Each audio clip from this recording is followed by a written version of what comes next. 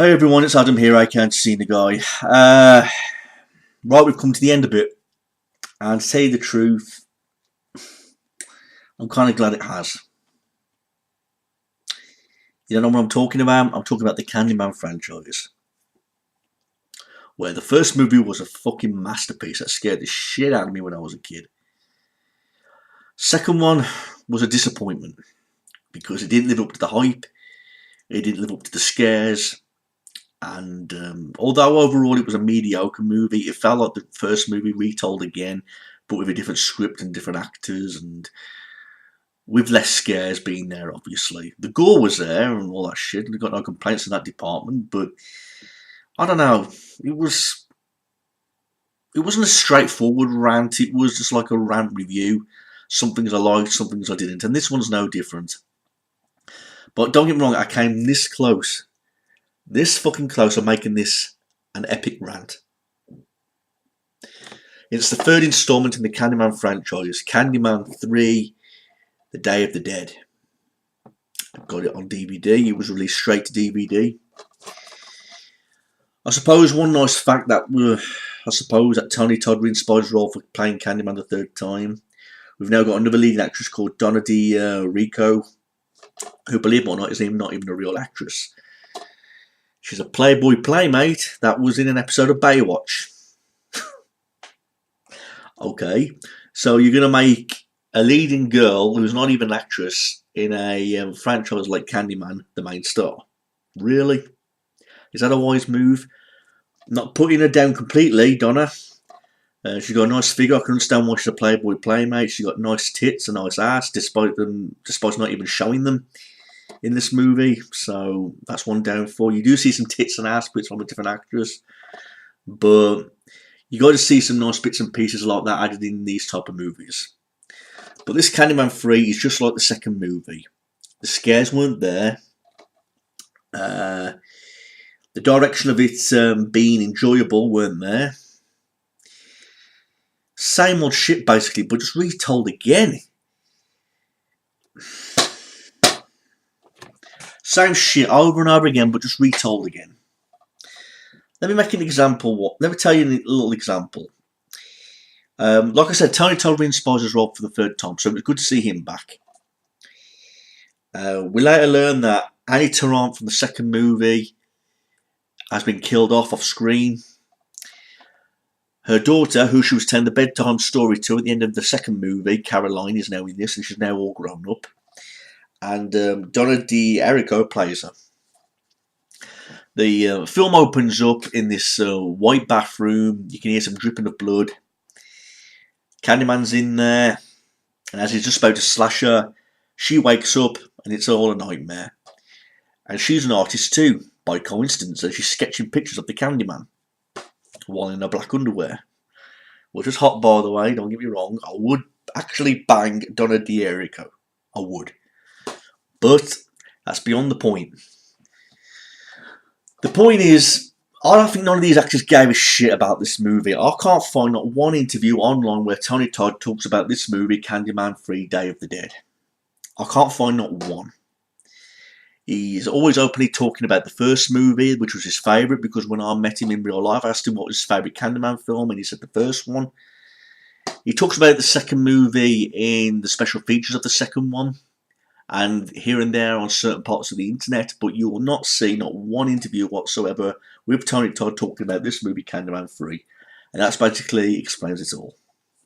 And I don't blame him one little bit. I mean, Candyman, it's really sad how it's turned out, because it could have been a successful franchise. I mean, he's a horror icon, Candyman, don't get me wrong. He'll forever be remembered as the scary guy in the mirror. If you say his name 5 times, he comes out and he kills you. And he'll also be remembered that for forever, basically. But you've got your typical horror icons like Freddy, Jason, Chucky, and then you list Michael Myers, and then Candyman starts to come up, which is nice.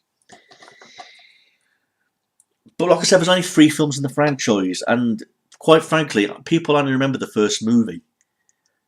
The second movie was mediocre but disappointing, but this movie, Candyman 3, was fucking forgettable. Really, it was that fucking bad. But did I despise the movie? No, it takes a lot for me to really hate a movie. And trust me, there are some movies which I really do hate. But I suppose I was just not. It was just nice to see Candyman again, despite him only playing a really small role in this movie. I mean, you see him for like about half an hour throughout the movie, and then in little bits and pieces towards the end sequence and stuff like that. So another disappointing thing: the kills were not creative.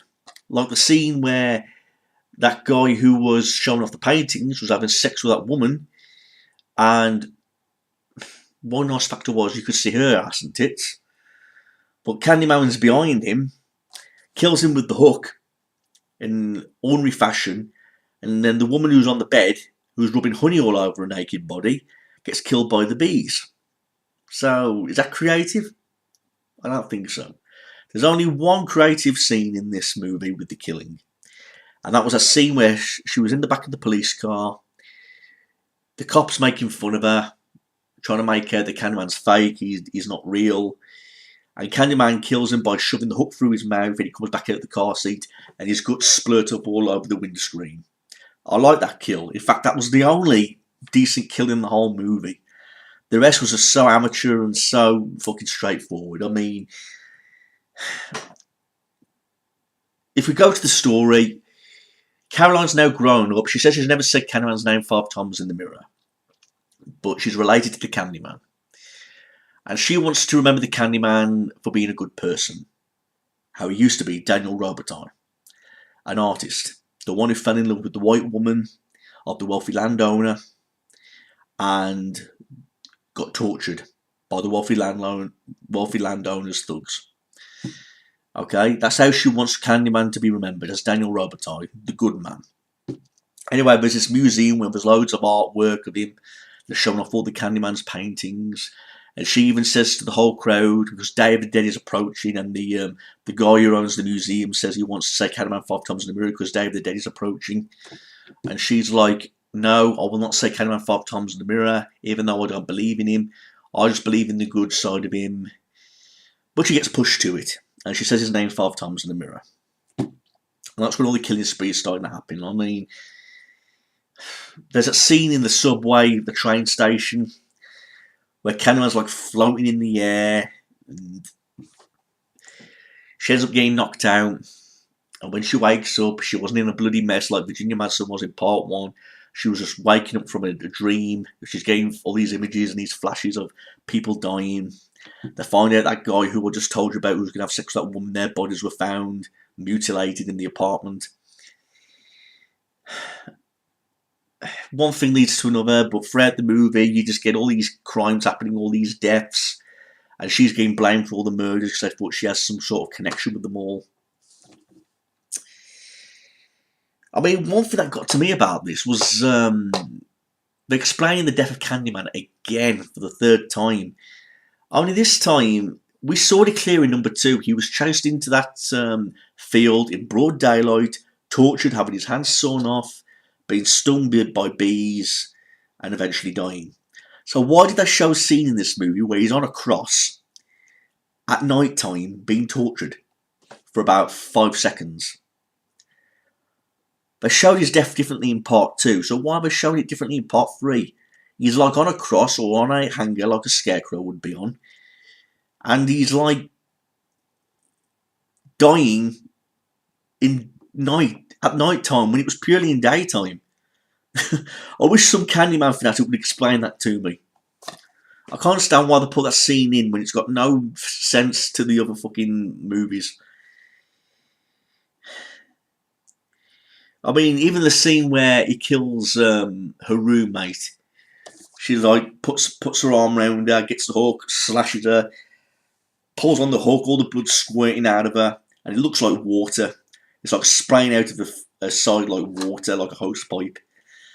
Couldn't help but laugh at that scene. And the reason why I laughed is because it was so laughably bad. The way it was done, the way it was thought of. I mean, they tried to create a story at the same time by making all the Candyman's paintings get stolen, and you introduce these 2 cops who you don't give a fuck about, who appear to be racist and all that shit. And she gets lured into the trap, And there's like this weird cult who believe in Day of the Dead, who stole the paintings, and I say Candyman's name 5 times in the mirror. He kills them off. Caroline gets set free, but there was another part that we really didn't give a shit about. She wants to know how to destroy the Candyman for good. At the first movie, he got killed by fire. Second movie, he got killed by smashing the mirror. But then she learns from this woman, a healer, saying, without good, the bad will not exist. And the good part of Candyman was Daniel Robitaille in the paintings. So let me get this straight. All you gotta do is destroy a painting and you've killed Candyman.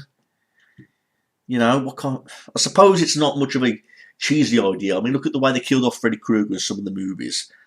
Burying his bones, using holy water, and all that shit. With Candyman, it's the same thing. So now all you gotta do is just destroy a painting and you've killed this horror icon for good. Really? So that's what happens. She ends up using one of Candyman's hooks or a blade or whatever, I can't fucking remember, but she slashes at the painting. Candyman's aching in pain, going, "Do not forsake me! Do not forsake me!" You know, and it's like CGI blue waves or something like that, and Candyman just vanishes forever. And that's your big wow, you know, your big well done for killing off a horror icon. You destroyed a painting of him. One of the cops dies when he gets shot for fucking saying Candyman just before he dies, pretending to imitate the Candyman. And he gives it a happy ending because she's now having a picnic at her mother's grave, and it's her aunt, and the credits roll. So they had no comparison or no ideas whatsoever to make another fourth movie. They may have thought about it at the time, but I don't blame them one bit for not making a fourth Candyman movie due to the bad reception of this movie. I do not blame them not one little bit. Why the fuck would you make a fourth movie if the third one didn't do so well?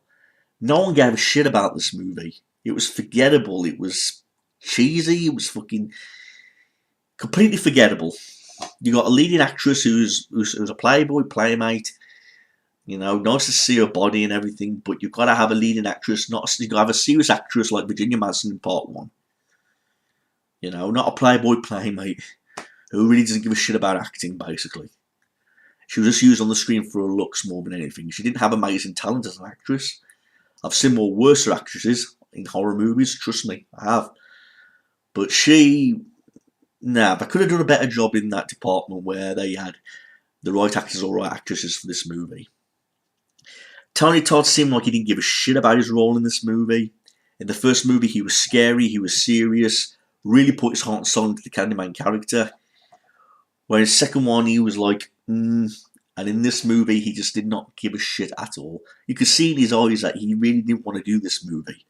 I think he did it for the money or for some other reasons, but really he did not give a shit. And if you've got actors in movies that don't give a shit about their roles, how the fuck can you give a shit about what's going on anyway? Gore-wise, I suppose there was some gore there. It wasn't as gory as the first movie, but you do have your moments where you do see gore, but just seeing gore does not make a good horror movie. You've got to have the story, you've got to have everything. And this did not have it. It was a lame story. Candyman 3 Day of the Dead was a lame story.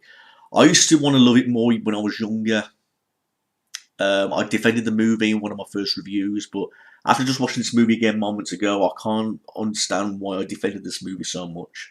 I think it was because I wanted to be such a big fan of the Candyman that I was willing to like anything that he was in, even if he appeared for 10 seconds doing ABCs, because I love Candyman that fucking much.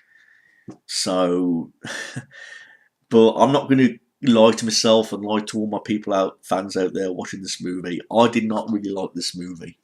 Didn't despise or hate it or detest it. I just dislike this movie. Other people do, and I can understand their reasons why. So that's all I've got to say about this movie. I mean, it does have special features, this DVD, including the trailer, scene index, cast notes, production notes, and a lame photo gallery. So there's nothing to say about the special features in this movie. It's on for 90 minutes. Yeah, so an hour and a half, your average size of a normal horror movie. Again, there's not much to say about the cover itself. I mean, like I say, you got the cover, you got the DVD disc inside there, and you got this this little booklet. Yeah, it's not released on Blu-ray yet, and I don't think they ever will. It's a lame movie, but mind you, if they want to release Jaws 4: The Revenge on Blu-ray, then I think they can release a movie like this on Blu-ray. Why the fuck not? And it won't surprise me if this comes out in like a trilogy Blu-ray set one day. There is talks about Tony Todd reading Spy's role as Candyman in the remake. That's another movie. That's another movie review for another day. I've got mixed emotions about that. So we're just gonna have to see where we go from here. But I've reviewed all the Candyman movies now in the right order. The first movie, then the second one, then this movie. So it seems like they went lame as they went along, and that's really a downer because we've got loads of Friday the 13th movies. We've got a fair lot of Halloween movies. Imagine if I made lots of movies of this franchise. You know, how could it have turned out? Candyman could be a massive success right now. Who knows? But anyway, that's my movie review, everybody. Please like, rate, and comment this. Email if you've got any questions. Candyman 3, Day of the Dead. Peace out.